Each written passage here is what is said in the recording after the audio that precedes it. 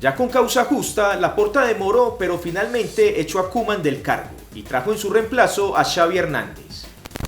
Tanto Jordi Cruyff como Matteo Alemany fueron fundamentales para los movimientos en fichajes que ha hecho el club en esta segunda era de Laporta. Tenemos que el club azulgrana ha tenido 25 partidos con la portería cero, una auténtica locura. Por supuesto, no podemos dejar de hablar de la posibilidad del regreso de Leo Messi. Por supuesto, no todo ha sido color de rosa en la era Xavi.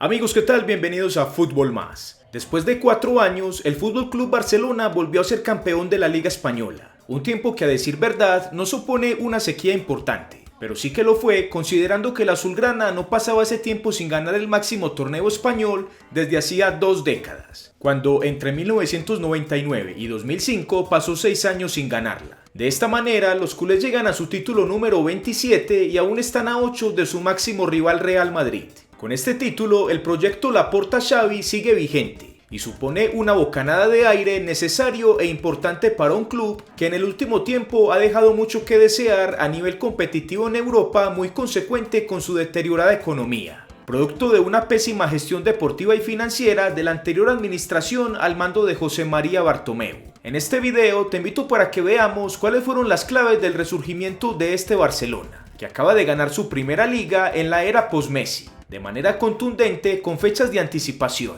con unos registros brutales en defensa y noqueando a sus rivales aspirantes al título de manera bastante anticipada. Este campeonato sin duda le da a los culés la confianza necesaria para seguir creciendo y regresar de a poco al protagonismo acostumbrado a nivel europeo. Sin más, espero estés cómodo y lo disfrutes.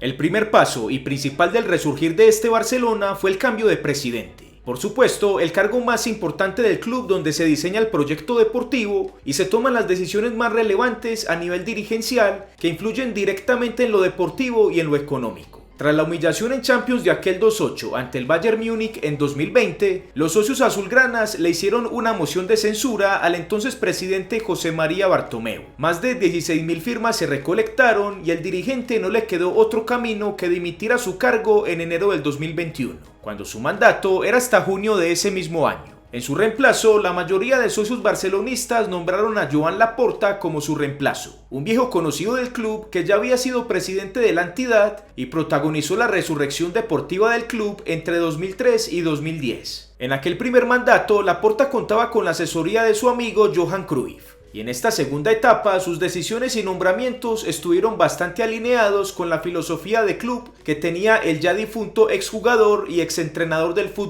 Barcelona. Laporta volvió al cruyffismo, esa corriente que le dio tanto éxito al club, pero que Rosell y Bartomeu, los dos expresidentes anteriores, habían desechado y habían optado por una dirección más intervencionista que había dejado en el último tiempo una ruina económica y deportiva, ilustrada de manera perfecta en aquel 2020, donde fueron el hazmerreír de Europa y perdieron hasta la Liga. Alineado con el cruyffismo y respetando sus promesas de candidatura, Joan Laporta hizo 2 nombramientos cruciales en la dirección deportiva del equipo. Nombró como director deportivo a Jordi Cruyff, hijo de su amigo legendario Johan Cruyff. Por supuesto, alineado con la filosofía de su padre y quien tuvo una influencia importante en la decisión de los socios en votar por Laporta, ya que en la previa de las elecciones manifestó en varias entrevistas que si su padre estuviera vivo, votaría a Laporta, algo que caló entre los socios culés. Otro nombramiento importante del nuevo presidente del Barcelona fue el de director de fútbol, para el que eligió a Matteo Alemany, el hombre encargado de las negociaciones de los jugadores, tanto en las ventas como en las compras. Un dirigente reconocido en el fútbol español desde el año 2000, con pasado en el Real Mallorca y más recientemente en el Valencia, donde ejercía como director general. Tanto Jordi Cruyff como Matteo Alemany fueron fundamentales para los movimientos en fichajes que ha hecho el club en esta segunda era de Laporta. Bajas necesarias y altas importantes que jugaron un papel fundamental en este reciente título de Liga Española, donde no cabe duda que el club tuvo una mejora notoria tanto a nivel deportivo como económico. A futuro, Cruyff continuará en el equipo, mientras Alemany ya está confirmada su renuncia, donde se marchará al Aston Villa finalizando el próximo mercado de fichajes. Una baja importante para el equipo dirigencial de Laporta, pero que tampoco supone una baja sensible, teniendo en cuenta que los dos hombres más importantes en el proyecto son Cruyff y Xavi, del que hablaremos en el siguiente punto. En marzo del 2021, Laporta asumió por segunda vez la presidencia del Barcelona, y desde ese momento se creía que haría las gestiones para destituir al entrenador de aquel entonces, Ronald Koeman, a quien evidentemente la anterior directiva nombró después de la catástrofe ante el Bayern Múnich. Por su nacionalidad y por ser uno de los jugadores del Dream Team, campeón de la primera Champions del club en 1992 bajo el mando de Johan Cruyff, se podría inferir fácilmente que la forma de dirigir de Koeman es cruyffista. Pero nada de eso. En su ya larga carrera como entrenador, Ronald Koeman nunca implementó las enseñanzas de su antiguo entrenador Johan Cruyff, y tampoco lo hizo cuando dirigió al Barcelona. Laporta, de manera inteligente y para nada impulsiva, le dio tiempo a Koeman para que desarrollara su proyecto. En esa campaña 2020-2021, el equipo ganó la Copa del Rey y ese se convirtió en el primer título de la segunda era de Laporta. Al iniciar la temporada 2021-2022, Koeman fue respaldado para que continuara al frente del club. Laporta tenía claro que despedirlo sin justa causa le podía traer críticas de parte de un sector del barcelonismo que no votó por su candidatura, y era mejor esperar sus resultados. Como se veía venir, el rendimiento de Koeman en ese inicio de campaña fue un total desastre. Posterior a la fecha 11, disputada el 26 de octubre del 2021, el equipo marchaba en el penoso noveno lugar a 8 puntos del líder Real Madrid. Los resultados del equipo empeoraban y eran consecuentes al pobre juego que mostraba. Y Koeman, lejos de hacer autocrítica, descargaba toda la responsabilidad en la para él limitada plantilla, diciendo su famosa frase en las ruedas de prensa: esto es lo que hay, y que no habían jugadores para hacer el tiki-taki, para referirse al tiki-taka de la era Guardiola y Luis Enrique. Ya con causa justa, Laporta demoró, pero finalmente echó a Koeman del cargo y trajo en su reemplazo a Xavi Hernández, uno de los jugadores claves en su primera etapa como presidente y quien ya venía ejerciendo como entrenador en el fútbol catarí, donde tuvo un rendimiento sobresaliente con varios títulos y con lo más importante, con la filosofía cruyffista. Se dudaba que Xavi podía llegar al cargo de entrenador debido a su cercanía con Víctor Font, el candidato a la presidencia que tuvo la segunda mejor votación, quien en su candidatura aseguraba que una vez elegido llamaría a Xavi de inmediato. Finalmente, Laporta no le dio importancia a ese acontecimiento del pasado y contrató a Xavi Hernández. Desde la llegada del entrenador catalán, el equipo mejoró anímicamente y deportivamente. En su primera campaña, la 2021-2022, el único logro deportivo del equipo fue hacerse con el segundo lugar de la Liga Española, que valió para clasificarse a Champions League y para tener una plaza a la Supercopa de España de la siguiente campaña. Ya en su segunda temporada y la primera que pudo preparar desde cero, Xavi ganó 2 títulos, la Supercopa Española derrotando al Madrid en la final 3-1 y, como lo acabamos de ver, la Liga Española con bastante anterioridad, prueba de su superioridad futbolística. Por supuesto, no todo ha sido color de rosa en la era Xavi. El desempeño a nivel europeo del equipo no ha dado resultados y sigue siendo un pendiente por resolver. En su primera campaña no pudo lograr la clasificación a los octavos de la Champions, dilapidada en gran parte por la era Koeman, y posterior eliminados por el Eintracht Frankfurt en la Europa League. Y en la vigente campaña, misma historia. El Bayern y el Inter le ganaron el acceso a octavos y en la Europa League les eliminó el United. Aparte del nefasto legado deportivo del anterior presidente José María Bartomeu, estaba también el nefasto legado económico. El equipo tenía la masa salarial más cara de Europa, y claramente ya el club no tenía los recursos suficientes para seguir pagándola. Laporta, Cruyff y Alemany concentraron sus refuerzos en hacer una limpieza de plantilla y lo consiguieron. En verano del 2021 sacaron del equipo los 3 jugadores con los salarios más altos. Antoine Griezmann lo cedieron a préstamo al Atlético de Madrid por 2 temporadas a cambio de 10 millones de euros. Y posterior, en verano del 2022, lo vendieron al Colchonero a cambio de 20 millones. Philippe Coutinho fue cedido al Aston Villa en enero del 2022 y finalmente vendido al club inglés en verano del 2022 a cambio de 20 millones. Y la baja principal en cuanto a la rebaja de masa salarial fue por supuesto la de Leo Messi, una decisión difícil y antipopular para Laporta, que le valió muchas críticas dentro del barcelonismo, pero muy necesaria, donde, en palabras suyas, antepuso los intereses del club. El 10 argentino, para permanecer en el equipo, tenía que bajarse considerablemente el salario, algo que Laporta nunca le pidió y el jugador tampoco se ofreció a hacerlo.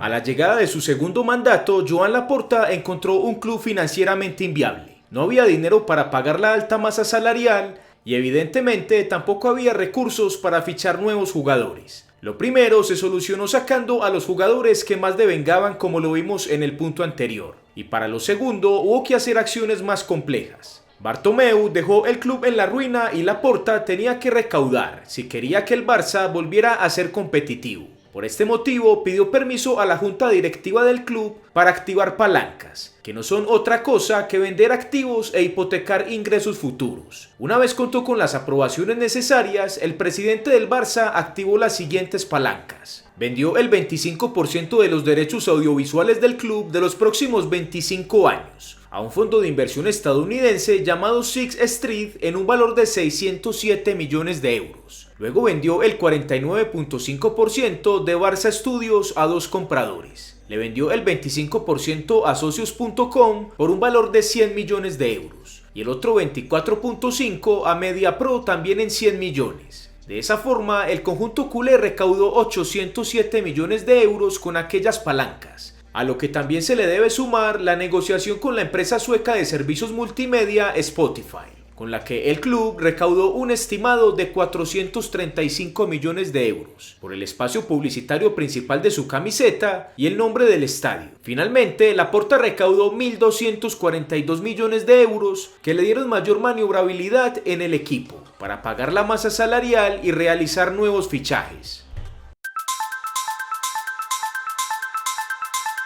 En el periodo del mandato de Bartomeu entre verano del 2014 e inicios del 2021, Barcelona fue el club de Europa que más dinero gastó en fichajes, con un total de 1.270 millones de euros, una cifra curiosamente bastante parecida a la que recaudó Laporta con las palancas y el patrocinio, lo que nos lleva a pensar que si Bartomeu hubiera tenido un mejor proyecto deportivo, seguramente no hubiera desperdiciado tanto dinero en fichajes y no había necesidad de firmar esas palancas. El caso es que Laporta, al implementar la filosofía cruyffista, los fichajes no eran decisiones suyas como si eran de Bartomeu en su momento. Los encargados de fichar en este nuevo proyecto son el director deportivo Jordi Cruyff, cada negociación a cargo de Matteo Alemany y todo fichaje sin excepción con consentimiento o pedido del entrenador de turno. En el verano del 2021 por Koeman y en verano del 2022 por Xavi Hernández. En verano del 2021, Ronald Koeman pidió unos fichajes, pero en ese momento el club no tenía la manera de financiarlos, ya que las palancas llegaron tiempo después. En ese verano, el club fichó lo que pudo y a muy bajo costo. La contratación más costosa fue la del centrodelantero Ferran Torres, por el que pagaron 55 millones de euros. De resto, las principales altas fueron de agentes libres o a préstamo.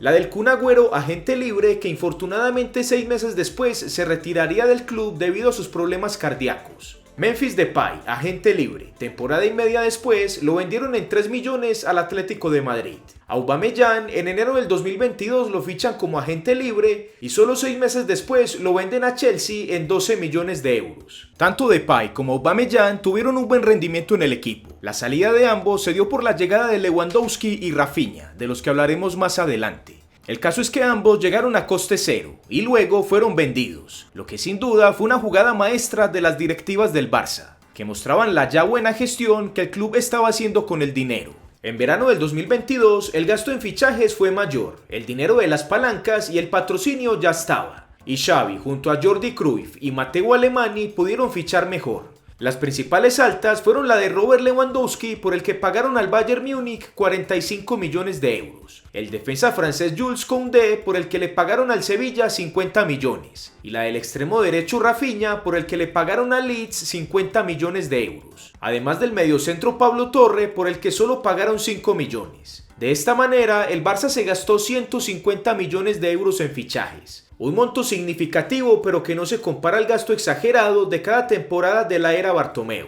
pero que sí era muy superior al del mercado anterior.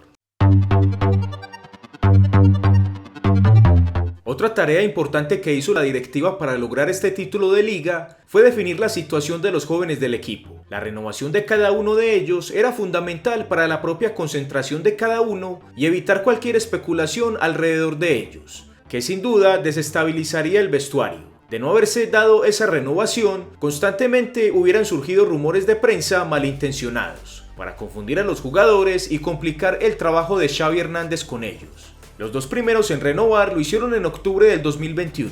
Pedri en ese momento a punto de cumplir 19 años y Ansu Fati con 19 años recién cumplidos. El mediocentro lo hizo hasta verano del 2026 y el extremo izquierdo lo hizo hasta el 2027. Posterior, en abril del 2022, el turno fue para el defensa central uruguayo de 23 años, Ronald Araujo, renovado hasta verano del 2026. Y por último, en septiembre del 2022, el mediocentro español de 18 años, Gavi, que lo hizo hasta verano del 2026. Los contratos de los cuatro quedaron con la cláusula antijeque de suma importancia, que dicta que si algún club se quiere llevar a alguno, tendría que desembolsarle al Barcelona 1.000 millones de euros.